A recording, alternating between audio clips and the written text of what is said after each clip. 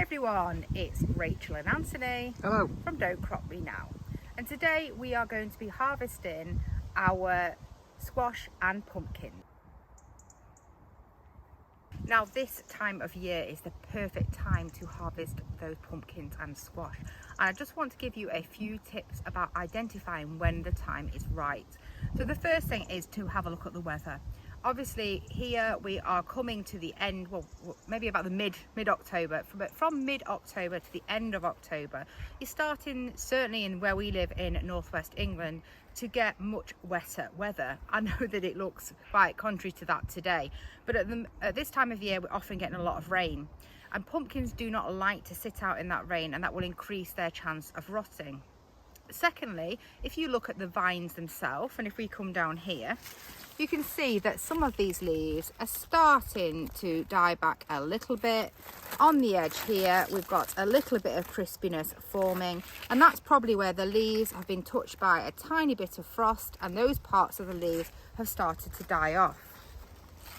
You may also find at this time of year that you get a bit of powdery mildew on the leaves, and there's a tiny bit on some of our leaves, but not too much.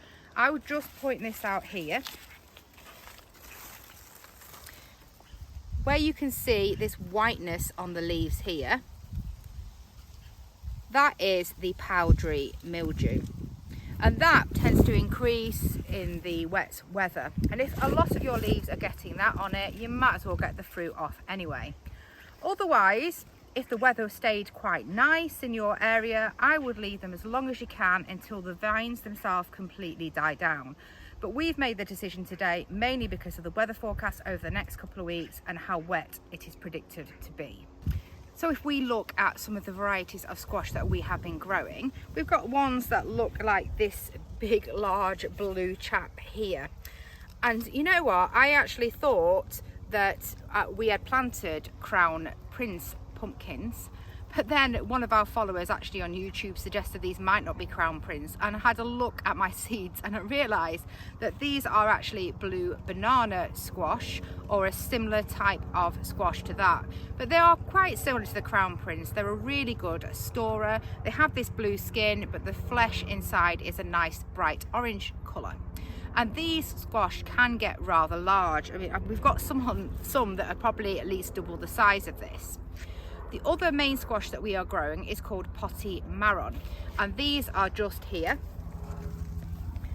And these potty marron are a much smaller type of squash. They have a sort of chestnut flavour, hence potty marron from the French term, and they are a brilliant store as well, and really fantastic in stews and curries.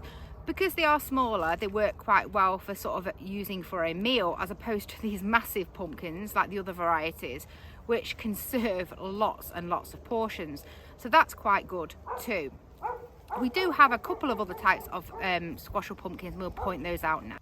So we do have these pumpkins that look like perfectly formed tiny little pumpkins. So I do think these are a type of pumpkin as opposed to a squash.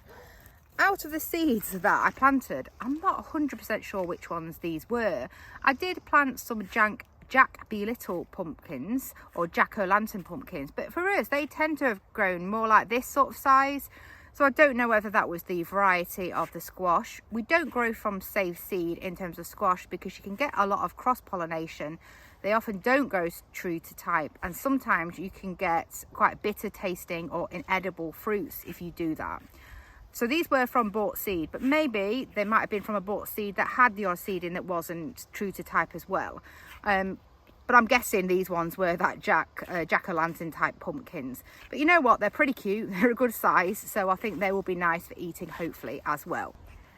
So let's look at our other squash bed, and that's over here.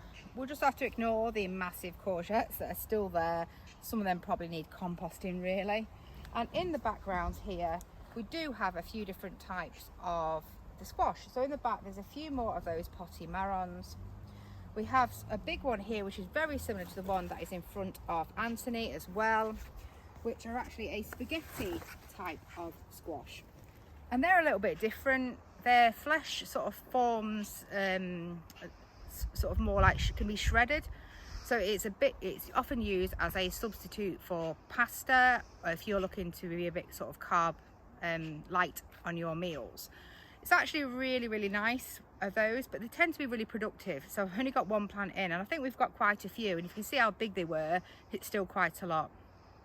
The other thing we did plant, which I never tend to do really well with, is butternut squash. For us, they're always a really late setter here in Manchester. And I often find they set and they tend to be like dinky little ones by the time they ripen up. So let's have a look if we can find any butternut squash. And as I thought, we haven't got many, but we do have one just here. And you can see that this one is not quite ripe yet. So I am going to avoid picking this one. It needs to go a little bit darker on the skin, more like sort of a browny yellow colour. But the rest of them I think we are going to take today, and we will compost the rest of the vines. So let's talk about how you harvest squash and pumpkins. It's quite an important technique here to try and make sure that you don't damage the main stalk and you reduce the risk of rotting in storage. So let's look at this one squash as an example. So you can see here you've got your squash that's got its main stalk, and on this variety it's a really big sort of fat stalk.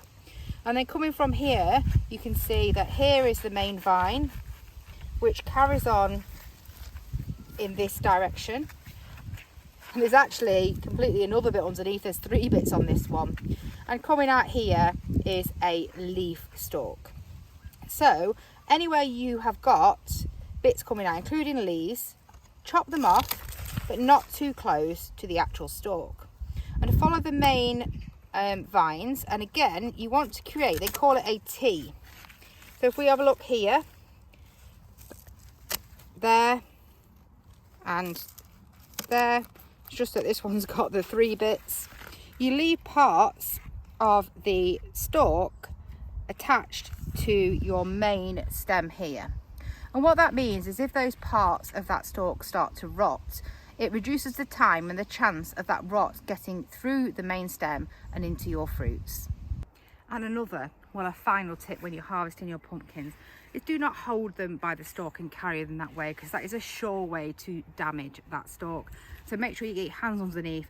And I tell you, some of these are a decent workout in themselves. That is actually pretty heavy.